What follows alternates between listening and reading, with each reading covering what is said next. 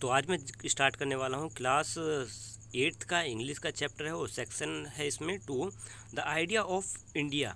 ये चैप्टर का नाम है the idea of India.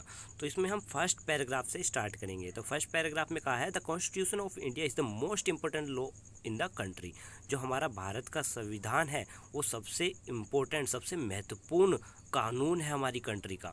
It is the statement of the basic principles and laws of our nation, state और a group. इसमें क्या लिखे होते हैं, हमारे जो नेशन है, हमारी स्टेट्स हैं, ठीक है, यह किसी भी चीज़ तरीके का ग्रुप है हमारा, उसके बेसिक प्रिंसिपल्स लिखे होते हैं, बेसिक लॉस यानी कानून्स लिखे हुए होते हैं जिन्हें हमें फॉलो करना होता है। तो यहाँ पे इन्होंने बताया है कि लीला सेठ जो है उन्होंने, वो एक वुमेन थी, लीला सेठ जो वुमेन है वो एक हाई कोर्ट की, दिल्ली हाई कोर्ट की जज रह चुकी है और उन्होंने अपनी book we are the children of India, we the children of India, ये उनकी बुक का नाम है, उसमें इसकी इम्पोर्टेंस और उसकी मीनिंग के बारे में बताया, मीनिंग बताया है संविधान के बारे में। और उन्होंने अपनी बुक में क्या और चीज़ बताई है, उन्होंने अपनी बुक में प्रीएम्बल के बारे में बताया, प्रीएम्बल क्या है और उसके नेशनल गोल्स के बारे में बताया कि उसके गोल्स क्या है। और इन्होंने प्रीएम्बल को क्या बताया है, प्रीएम्बल को कॉन्स्टिट्यूशन का यानी हमारे संविधान का एक सोल बताया है, यानी आत्मा बताया है, सोल बताया है कॉन्स्टिट्यूशन का। तो यहाँ पे स्टोरी जो भी चैप्टर स्टार्ट होता है, तो इस चैप्टर में क्या है, यहाँ पे दो गर्ल्स हैं, दो फ्रेंड्स हैं जो कि प्रीएम्बल के बारे में डिस्कस कर रही हैं क्लास प्रोजेक्ट के लिए। और what to they decide to talk about in their project and why. तो इसमें क्या कर रही हैं वो डिसाइड कि वो क्या बात कर रही हैं और उन्होंने प्रोजेक्ट पर कैसा प्रोजेक्ट बनाना है और क्यों प्रोजेक्ट बनाना है, इस चीज़ पर वो बात कर रही हैं। तो इनकी बातें हम जानेंगे इस चैप्टर में। तो यहाँ पे आते हैं विजय लक्ष्मी और निम्मी खन्ना। यहाँ पे ये दोनों गर्ल्स के नाम दिए हुए हैं, विजय लक्ष्मी और निम्मी खन्ना। ये दो फ्रेंड्स हैं। तो यहाँ पे अब स्टार्ट होता है, ये यहाँ पे बताते हैं विजय लक्ष्मी और निम्मी खन्ना फ्रेंड्स कब से हैं, बहुत समय से हैं। और उनकी फ्रेंडशिप कब स्टार्ट हुई थी, ever since their children has asked Vijay Lakshmi to read out an essay she had written about her friend Indra that was published in a children magazine।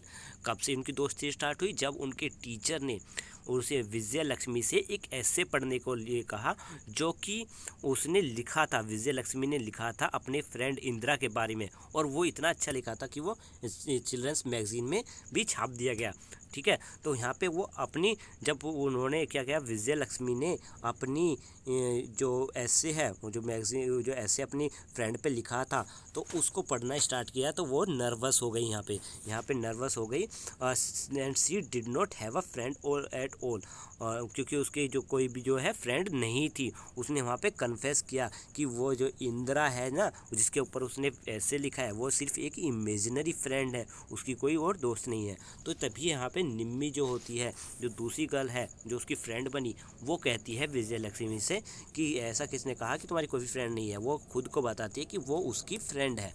तो यहाँ पे विजय लक्ष्मी और वो निम्मी जो है दोनों फ्रेंड बन जाती है। They become friend after that. उसी के समय के बाद दोनों में गहरी दोस्ती हो जाती है। नाउ इन द क्लास 8, अब क्लास 8 में आ गए हैं। क्लास 8 में उन्हें वो एक साथ वर्क करते हैं, एक साथ खेलते हैं और जहाँ पे भी जाते हैं एक साथ ही जाते हैं। So they decide to collaborate on their civics project. तो वो उन्हें एक प्रोजेक्ट मिला है, सिविक्स प्रोजेक्ट, तो उसमें भी उन्होंने जो वर्क है वो एक साथ किया है। तो उन्हें एक साथ वर्क करना है और एक साथ प्रोजेक्ट बनाना है। तो इसके लिए उन्होंने विजय लक्ष्मी का हाउस चुना है। यहाँ पे वो इस प्रोजेक्ट को कंप्लीट करेंगे और बनाएंगे। तो यहाँ पे अब हम आते हैं सेकंड पेज पर। तो इनमें दोनों में बातचीत चल रही है यहाँ पे। तो यहाँ पे निम्मी कहती है well what shall we do, हमें क्या करना चाहिए। She was shall we read the preamble to the constitution first and then decide how to do the project. तो यहाँ पे निम्मी क्या कहती है, क्या हमें क्या करना चाहिए, हमें प्रेम्बल को दोबारा पढ़ना चाहिए कॉन्स्टिट्यूशन के, या फिर तो हमें प्रोजेक्ट के लिए क्या करना चाहिए, हमें क्या डिसाइड करना चाहिए। तो यहाँ पे विजय लक्ष्मी करती है we have already read it so many times, हमने इसके बारे में क्लास में बहुत बार पढ़ चुके हैं। फर्स्ट मिस्टर एमन ने इसको पढ़ा था और then we read in out our groups, फिर हमने इसे ग्रुप में ही पढ़ा था। Then you read it out, फिर तुमने भी इसे पढ़ा था।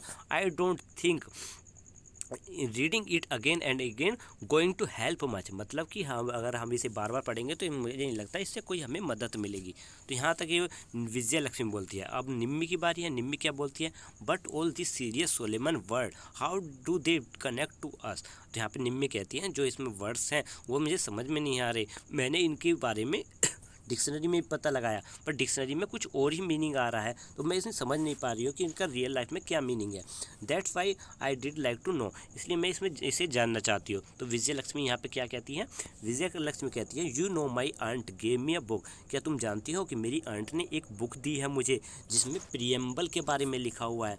और ये किसने लिखी थी, लीला सेठ ने लिखी थी, जो कि चीफ जस्टिस रह चुकी है हिमाचल प्रदेश में, हिमाचल प्रदेश के हाई कोर्ट में, ठीक है। एंड अ फॉर्मर जज, और एक फॉर्मर जज भी रह चुकी है सुप्रीम कोर्ट ऑफ इंडिया की, ठीक है। और उन्होंने ये बुक लिखी थी, तो चलो इस बुक को देखते हैं। तो फिर निम्मी क्या कहती है, अब निम्मी कहती है आई जस्ट रिमेंबर, मुझे याद आया अभी अभी कि टीवी पर एक प्रोग्राम आता था, यू नो सीरियल सत्यमेव जयते, जिस सीरियल का नाम है Satyamev Jayate. There was an episode about the meaning of preamble, वहाँ उसमें भी एक एपिसोड आया था जिसमें प्रियम्बल के बारे में बताया गया है कि प्रियम्बल होता क्या है, what is mean for the people of India, और इसका इंडिया के लोगों के लिए क्या महत्व है। I think we can watch in on the web link, हमें मुझे लगता है कि हमें ये वेब लिंक में हम लिंक खोल कर इसको देखना चाहिए, इससे हमें मदद मिल सकती है। फिर विजय लक्ष्मी कहती है, विजय कहती है oh yes if we do this we get a lot of good idea, तुमने सही कहा, अगर हम इसे देखते हैं तो हमें और भी बहुत सारे आइडिया मिल सकते हैं। I will get the book too, और मैं अपनी बुक जो है वो भी ले आती हूँ। तो वो अपनी बुक लेके आई। The book that Vijay Lakshmi aunt gave her was called we are the children of India, जो कि विजय लक्ष्मी की आंट ने उसे किताब दी थी जिसका नाम था we are the children of India, ठीक है। और किसने लिखी थी, लीला सेठ ने लिखी थी। इसमें पूरा नाम क्या है इसका, we the children of India the preamble of our constitution, ये बुक का नाम था। जी justice Seth explain the preamble, इसमें जो जस्टिस सेठ थी जिनकी ये किताब है उन्होंने प्रियम्बल को एक्सप्लेन किया है।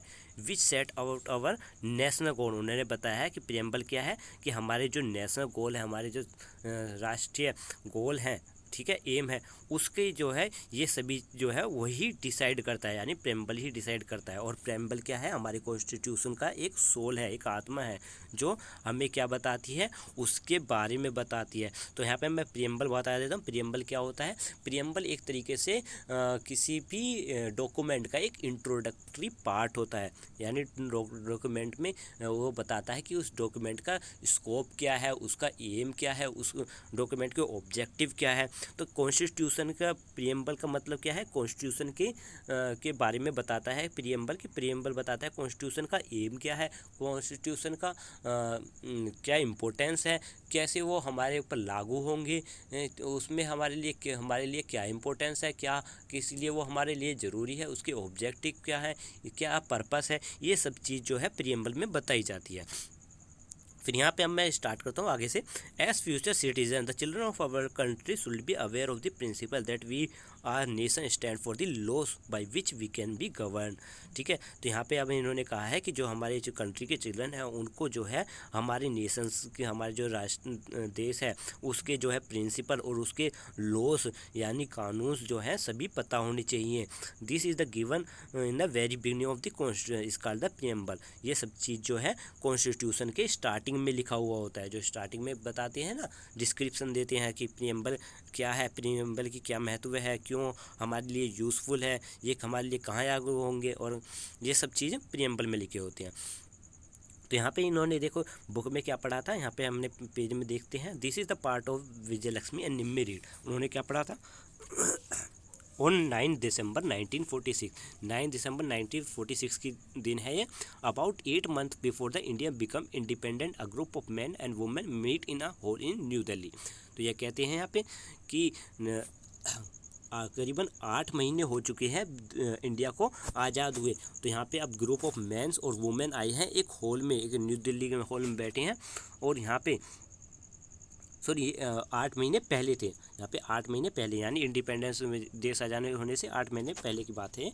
मैन आए हैं और वुमेन ये सब आए हैं, न्यू दिल्ली में आके बैठे हैं। और यहाँ पे central hall of parliament house यहाँ पे है, जिसे हम कहते हैं ना जो हॉल था वो central hall of parliament house था। ठीक है, यहाँ पे क्या किया इन्होंने, यहाँ पे डिस्कस किए अपने आइडियाज़ को, और यहाँ पे कॉन्स्टिट्यूशन लिखने के लिए इन्होंने स्टार्ट किया, संविधान लिखने की शुरुआत की। The constitution assembly had many meetings, इसमें कितनी हुई, बहुत सारी मीटिंग्स हुई कॉन्स्टिट्यूशन असेंबली में, संविधान लिखने के लिए बहुत सी मीटिंग्स हुई, डिस्कशन हुए। Almost all about of them came with the ideas, और बहुत से आइडियाज़ आए लोगों के दिमाग में और सभी ने अपने अपनी राय दी। बट राइटिंग और ड्राफ्टिंग आ कॉन्स्टिट्यूशन इसे स्पेसिफिक टास्क, पर जो हमारा संविधान लिखना था और उसे पास करना था, तो ये बहुत ही मुश्किल टास्क था, बहुत ही स्पेशल टास्क था। ठीक है, तो ये यहाँ पे क्या किया गया, स्मॉलर ग्रुप अमंग देश, तो यहाँ पे स्मॉलर ग्रुप्स बनाए गए जिन्होंने संविधान लिखा गया। The chairman of the drafting committee, तो यहाँ पे ड्राफ्टिंग कमेटी के चेयरमैन कौन थे, डॉक्टर भीमराव जी अम्बेडकर, ये यहाँ के चेयरमैन थे जब संविधान लिखा जा रहा था। तो इट टुक 2 ईयर्स, और इसको पूरे संविधान को लिखने में कितना समय लगा, 2 ईयर्स 11 मंथ 18 डेज, ये सारे टाइम जो है पूरा डिस्कस करने में और कॉन्स्टिट्यूशन को लिखने में समय लगा, यानी 2 साल 11 महीने और 18 दिन, इतना समय लग गया हमारे संविधान को लिखने के लिए। ठीक है, संविधान बनाने के लिए। और यहाँ पे आप क्या कहते हैं, नेक्स्ट पेज पे आ गए हम। तो नेक्स्ट पेज में क्या है, the constitution assembly approved the constitution on 26 नवंबर 1949। ठीक है, तो यहाँ पे क्या कहते हैं, जो हमारा कॉन्स्टिट्यूशन असेंबली ने जो है कॉन्स्टिट्यूशन को 26 नवंबर को ही अप्रूव कर दिया था। This is now as the law day, इसीलिए हम इसको लो डे भी मानते हैं। ठीक है, 26 नवंबर 1949 जब असेंबली ने इसको अप्रूव किया था। फिर क्या हुआ यहाँ पे, this is now as a law day, it was sign by 284 members, यहाँ पे 200, इसको कितने लोगों ने साइन किया, 284 मेंबर्स ने इसको साइन भी किया था। और ये इसमें क्या हो गया, 284 मेंबर्स ने इसको साइन किया था। कॉन्स्टिट्यूशन असेंबली ऑन 24 जनवरी 1950 में ये डेट दी हुई है। तो यहाँ पे ये बताते हैं जब ये कॉन्स्टिट्यूशन लिखा गया तो जो जवाहरलाल नेहरू थे हमारे फर्स्ट पर्सन थे जिन्होंने इस पर साइन किए थे। ठीक है, यहाँ पे इन्होंने बताया है कि सबसे पहले जवाहरलाल नेहरू ने इस पर साइन किए थे, और वो इतने ज़्यादा एक्साइटेड थे कि उन्होंने कोई जगह ही नहीं छोड़ी उसमें, कि वो उसमें कॉन्स्टिट्यूशन में जब वो साइन कर रहे थे उन्होंने इतनी जगह भी नहीं छोड़ी कि प्रेसिडेंट के वहाँ पे साइन आ सके। तो वहीं पर यहाँ पे जब प्रेसिडेंट कौन थे उस समय, वहाँ पे प्रेसिडेंट थे उस समय डॉक्टर राजेंद्र प्रसाद, तो उन्होंने किसी न किसी तरीके से मैनेज करके वहाँ पर नेहरू की साइन की जगह पास में ही अपने साइन कर दिए। ठीक है, थोड़ी सी जगह ढूंढी होगी और उन्होंने वहाँ पे साइन कर दिए। फिर यहाँ पे बताते हैं 2 डेज लेटर, 2 दिनों के बाद 26 जनवरी को, जिसको हम रिपब्लिक डे भी कहते हैं। ठीक है, 26 जनवरी जब रिपब्लिक डे आता है, we began to rule by the law of the constitution of India, इसी कॉन्स्टिट्यूशन संविधान के आधार पर ही हम जो है अब आज़ाद माने गए और हम अपने देश के राजा माने गए जाते हैं। ठीक है, तो यहाँ पे हमारा संविधान जो है लागू हुआ था 26 जनवरी को। ठीक है, फिर है यहाँ पे it start with the preamble, और ये सबसे पहले जो कॉन्स्टिट्यूशन है वो कहाँ से स्टार्ट होता है, पहले स्टार्टिंग होती है इसकी प्रियम्बल से, जो हमारे नेशनल गोल्स के बारे में बताता है, हमारे क्या जस्टिस होंगे, हमारी इक्वालिटी के बारे में बताता है। द प्रियम्बल वाज चेंज, अब यहाँ इन्होंने बताया है कि प्रियम्बल जो है, इस प्रियम्बल के बारे में तो बता दिया कि प्रियम्बल जो है कॉन्स्टिट्यूशन के पहले स्टार्टिंग में स्टार्ट होता है, और वो हमें क्या बताता है कि हमारे नेशनल गोल्स क्या है, मतलब हमारे राष्ट्र के गोल क्या है, यानी हमें क्या करना है, और हम किसके साथ कैसा जस्टिस करेंगे, कैसे हम इक्वालिटी रखेंगे देश के अंदर। तो ये सब चीज़ जो है प्रियम्बल के बारे अंदर बताया गया है। तो प्रियम्बल क्या है, यहाँ पे इन्होंने बताया है कि प्रियम्बल जो है 1977 में 1977 में जो है एक बार ही चेंज हुआ है। ठीक है, जब इन्होंने 1949 में जब इसको बनाया था तो उसके बाद से सिर्फ एक ही बार 1997 में इसमें कुछ चेंजेस नहीं, चेंज नहीं हुआ, यहाँ पे लिखा हुआ है चेंज, पर इसमें कुछ एडिशन हुए, मतलब चेंज ही हो गया मतलब एक तरीके से। तो यहाँ पे इन्होंने कुछ पहले का तो नहीं बदला, पर इसमें कुछ नए वर्ड्स को ऐड किया, जैसे सोशलिस्ट, सेकुलर। ठीक है, इन सभी वर्ड को एक इंटीग्रेट इक्वेलिटी, इन वर्ड को ऐड किया था इसमें प्रियम्बल में। तो यहाँ पे अब देखो प्रियम्बल हम रीड करते हैं, ये है प्रियम्बल, ठीक है, किसी भी संविधान के पहला या इंट्रोडक्टिव पार्ट जिसमें वो जो है बताते हैं कि इसका उद्देश्य क्या है। तो यहाँ पे क्या क्या एम है और क्या पर्पस है इसका कॉन्स्टिट्यूशन का। तो यहाँ पे देखो क्या लिखा है इन्होंने, we the people of India, यानी हम भारत के देशी। और यहाँ पे हम कौन है, हम यहाँ पे भारत के सभी लोगों के बारे में कहा गया है, जितने भी इंडिया के लोग हैं ना, उन्हीं के आधार पर इस कॉन्स्टिट्यूशन को बनाया गया है। यानी कि इंडिया के सभी लोगों की इसकी में रजामंदी है, ठीक है, राजी है सभी लोग इस कॉन्स्टिट्यूशन से, और उनकी बिहार पर ही ये हमारा संविधान बनाया गया है।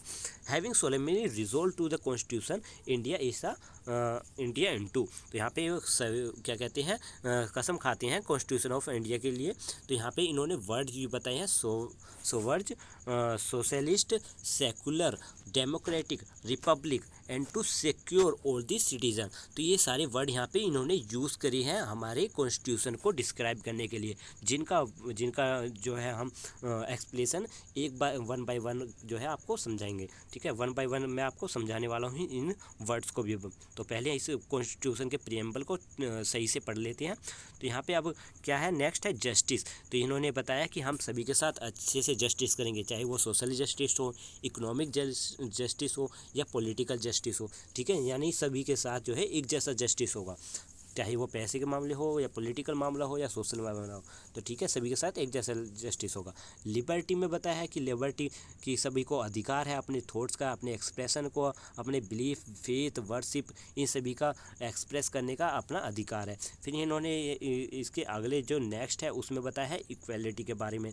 तो सभी के पास इक्वलिटी है, ठीक है, सभी के साथ इक्वलिटी की तरह व्यवहार किया जाएगा, सभी को एक जैसी अपॉर्चुनिटी मिलेगी, चाहे वो गरीब हो चाहे अमीर हो, ठीक है, सभी को क्या किया जाएगा, प्रमोट किया जाएगा, यानी सभी को जो है एक जैसा व्यवहार किया जाएगा, किसी के साथ भेदभाव नहीं किया जाएगा, ये इक्वलिटी में आया। फिर आया इसमें फ्रेटर्निटी में क्या होता है, assuring the dignity of the individual and the unity integrity of the nation. तो इसमें क्या गया है कि सभी को एक साथ लेकर इसमें चला जाएगा। इसमें बताया है कि हम इंडिया के सभी लोगों को एक साथ लेकर चलेंगे, जिसमें हम यूनिटी बनाएंगे देश की। तो यहाँ पे अब आते हैं इन आवर कॉन्स्टिट्यूशन असेंबली। यहाँ पे बोला है नहीं our constitution assembly the 26 day of November 1900 hereby the enact and give ourselves this constitution. तो ये 1949 में 26 नवंबर को ये बनाया गया था, ठीक है, और यहाँ पे अडोप्ट कर लिया गया था। इस चीज़ के बारे में यहाँ पे बताया गया है। और यहाँ पे आप कह रहे हैं नेक्स्ट लाइन में if we express the about in a simple word. अभी यहाँ पे हम इन वर्ड्स को सिंपल वर्ड में बताते हैं कि वन बाय वन कि ये सब चीज़ क्या है। तो यहाँ पे अब देखो मैं भी बताता हूँ इसे, we the people of India. तो यहाँ पे we the people of India का क्या मतलब है, हम सभी, the people, it include the people of our country. इसमें we are the people of India का मतलब है कि इंडिया के सभी लोगों को इसमें इंक्लूड किया गया है, ठीक है। तो अब यहाँ पे क्या है, इंक्लूडिंग चिल्ड्रन, मतलब यहाँ पे चिल्ड्रंस को भी शामिल किया गया है, ठीक है। तो यहाँ पे इन्होंने शपथ खाई है having taken a firm decision to make India into a. तो यहाँ पे इन्होंने कसम खाई है कि इंडिया को कैसा बनाएंगे। तो यहाँ पे आते हैं फर्स्ट टॉपिक पे, जो कि है सोवर्जियन, ठीक है। सोवर्जियन में क्या कहा है इन्होंने कि we the citizen of India, हम इस सिटीज़न ऑफ कंट्री, हम इस कंट्री के जो वासी हैं, we can alone decide what we want to do and not other country can tell us what to do. इसमें हम बताते हैं कि हम कुछ भी, हम इस कंट्री के कुछ भी अपने आप डिसाइड कर सकते हैं कि हमें क्या करना है क्या नहीं। दूसरी कंट्री हम पर फोर्स नहीं कर सकती, हम पर कोई हुक्म नहीं चला सकती कि हमें क्या करना है या नहीं। हम अपने देश के खुद राजा है और हम खुद लॉ बना सकते हैं, कोई दूसरा इस पर क्या कहते हैं कोई फोर्स नहीं कर सकता, दूसरी कंट्री इस पर कोई अधिकार नहीं है दूसरी कंट्री का। तो ये हो गया सोवर्ज में। अब आता है सोशलिस्ट में क्या है कि इन्होंने कहा है कि हम जो है कंट्री के, पीपल ऑफ कंट्री जो हमारी कंट्री के जितने भी लोग हैं उनके साथ जो है वेल्थ को शेयर करेंगे, मतलब जो है किसी को भी गरीब नहीं रहने देंगे, यानी सभी को एक साथ बनाएंगे। जो गरीबी और अमीरी का भेदभाव है उसको कम करने की कोशिश करेंगे, यानी गरीबी मिटाने की कोशिश करेंगे। तो ये इसमें कहा है। अब आते हैं सेक्युलर में। सेक्युलर में क्या कहते हैं? In India we think of a secular as a meaning of the government should not prefer as a religion to other. Secular का मतलब है कि हमारी जो इंडिया है उसमें ये बताया गया है कॉन्स्टिट्यूशन में कि हम जो है किसी एक ही रिलीजन को प्रेफर नहीं करते, यानी एक ही रिलीजन को महत्व नहीं देते। हमारे जितने भी रिलीजन है वो उनको सभी को एक जैसा सम्मान मिलेगा। सब जो है अपने रिलीजन का प्रैक्टिकली जो है परफॉर्म कर सकते हैं और अपनी चॉइस से अपना रिलीजन चुन सकते हैं। तो उन पर कोई दबाव नहीं दिया जाएगा कि वो रिलीजन को चेंज करे या फिर दूसरे का किसी रिलीजन को महत्व दिया जाए। ठीक है, ये हो गया सेकुलर में। अब आते हैं डेमोक्रेटिक रिपब्लिक। डेमोक्रेटिक रिपब्लिक का मतलब है कि जितनी भी हमारी इंडिया की गवर्नमेंट है, ठीक है, इंडिया की गवर्नमेंट है वो जो है पीपल्स द्वारा, हमारे लोगों द्वारा जो है इलेक्ट की जाएगी। ठीक है, हमारे लोगों द्वारा रन की जाएगी और हमारे द्वारा ही इलेक्ट की जाएगी, by the people of the good of the people. ठीक है, लोगों द्वारा चुनी जाएगी। तो लोग ही हमारी जो गवर्नमेंट है उसको वोट के द्वारा चुनते हैं। तो यही सभी इसमें डेमोक्रेटिक ऑफ रिपब्लिक में कहा है। तो अब आते हैं यहाँ पे justice, social, economic and political. तो जो जस्टिस के बारे में बताया है कि जस्टिस मतलब क्या है? न्याय। न्याय कैसे करेंगे हम? यहाँ पे हम सभी के साथ एक जैसा न्याय करेंगे, ईमानदारी से न्याय करेंगे, चाहे वो कैसा भी हो। Whether the people around you behave well towards you. ठीक है, मतलब चाहे वो इंसान जो है आपके साथ कैसा भी व्यवहार, मतलब आपका कैसा भी संबंध हो तो सब उसके साथ एक जैसा व्यवहार होगा, चाहे वो कैसा भी कितना भी कमाता हो, कितना भी कम कमाता हो। तो उसकी अर्निंग पे ही जो है उस पे का न्याय नहीं होगा, ना ही उसकी फिर यहाँ पे whether you can freely vote और वोटेड फॉर। इसमें बताया है कि सभी को जो है अपने जैसा अपने मतलब आज़ादी है कि किसी को भी वोट दें और किसी को भी वोट नहीं देने की। और यहाँ पे सॉरी मैंने लाइन थोड़ी गलत बोल दी थी, तो यहाँ पे बोला है whether you given an equal chance to earn. ठीक है, यहाँ पे ये सभी को एक जैसा चांस मिलेगा कि एक जैसा वो कमा सकते हैं और कोई भी काम कर सकते हैं। ठीक है, तो अब आते हैं लिबर्टी में। और लिबर्टी में क्या है? लिबर्टी में है liberty of thought, expression, belief, faith and worship. इसका मतलब है आपको आज़ादी है, आपको बहुत सी चीज़ों की आज़ादी है, जैसे कि इसकी बोलने की आज़ादी है। ठीक है, अपने हिसाब से कुछ भी मतलब लिखने की आज़ादी है, ओपनली आप किसी भी लिख सकते हो। क्या आप सोचते हो उसके सोचने की आपकी आज़ादी है। ठीक है, क्या आप पसंद करते हो आपकी पसंद की आपको आज़ादी है। आपको अपने फ्रेंड्स चुनने की आज़ादी है। ठीक है, आपको आपके रिलीजन चुनने की आज़ादी है। आप कहीं भी ट्रैवल कर सकते हो। ठीक है, कहीं भी कुछ भी कर सकते हो। बस क्या नहीं होना चाहिए? So long as one does not harm the other people by doing so. बस इसमें आप किसी दूसरे को हार्म नहीं पहुंचा सकते, दूसरे का नुकसान नहीं कर सकते। ठीक है, तो ये कहा है इन्होंने इसमें लिबर्टी में।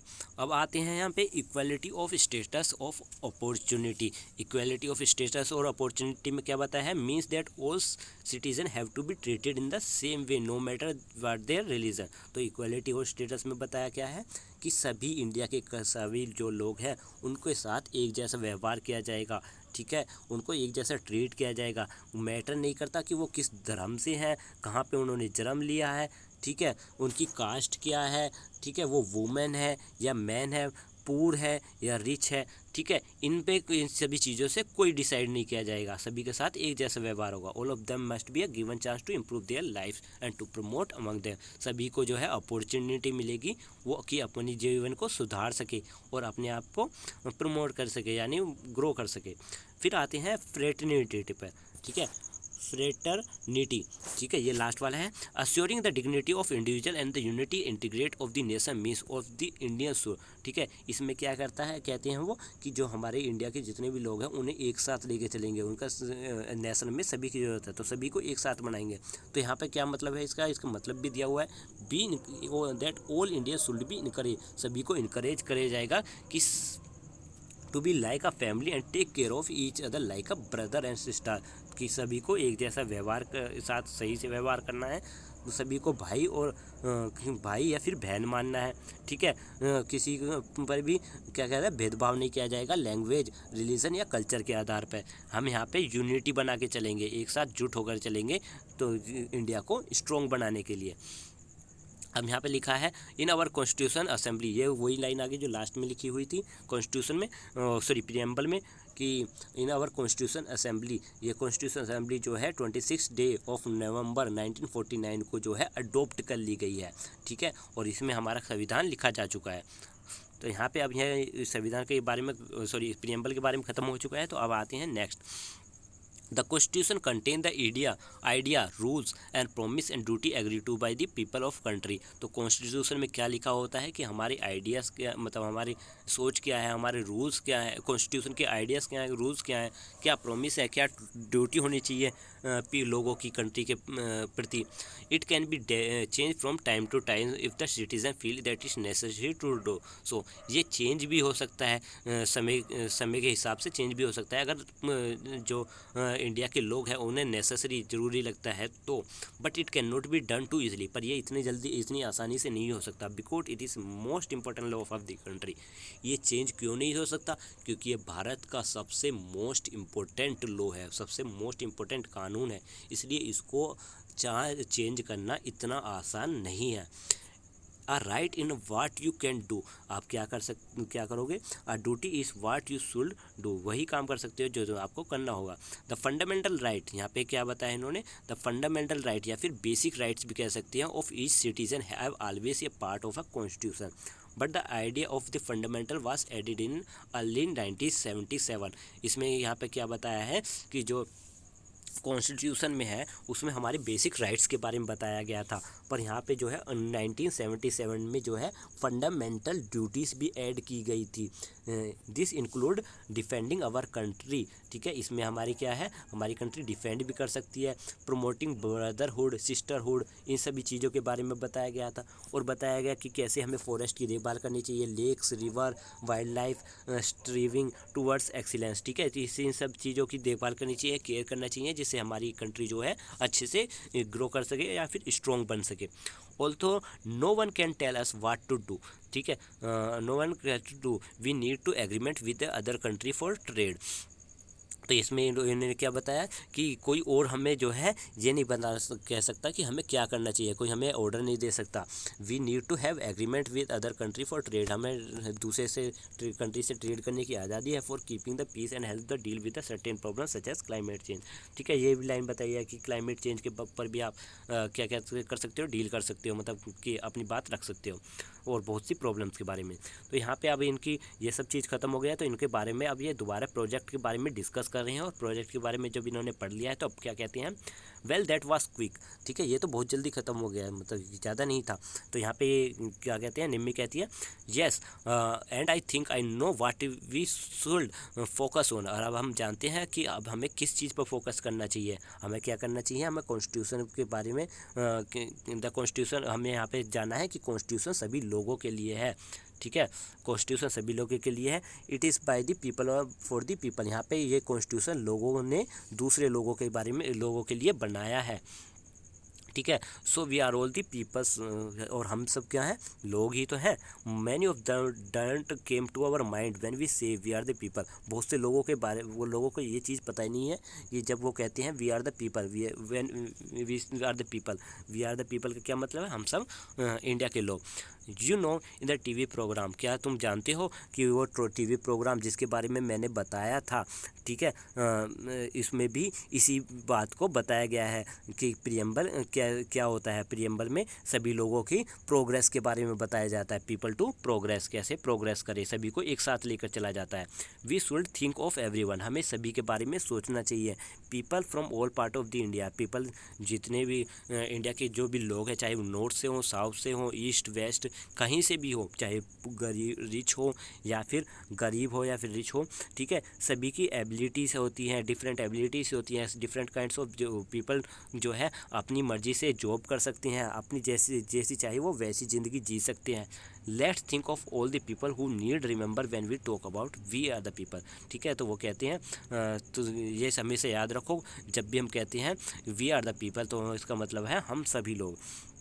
तो यहाँ पे अब क्या कहती है दूसरी जो इसकी फ्रेंड थी वो क्या कहती है, रुकिए एक मिनट, हाँ, yes we can make a large poster. अब हम इससे एक लार्ज पोस्टर बना सकते हैं और इसमें हम क्रिएट कर सकते हैं कॉलेज, जिसमें हम सभी लोगों को रखेंगे, चाहे वो कहीं से भी हो, ठीक है। वो कैसे भी काम करते हो, ये सभी चीज़ों के हम अपने पोस्टर बनाएंगे, ठीक है। और इसमें हम इस पोस्टर में हम अपने फंडामेंटल ड्यूटीज़ को भी शो करेंगे कॉन्स्टिट्यूशन में कि क्या फंडामेंटल ड्यूटीज़ है हमारी, ठीक है, जो इस बुक में मेंशन है उन सभी चीज़ों को बताएंगे।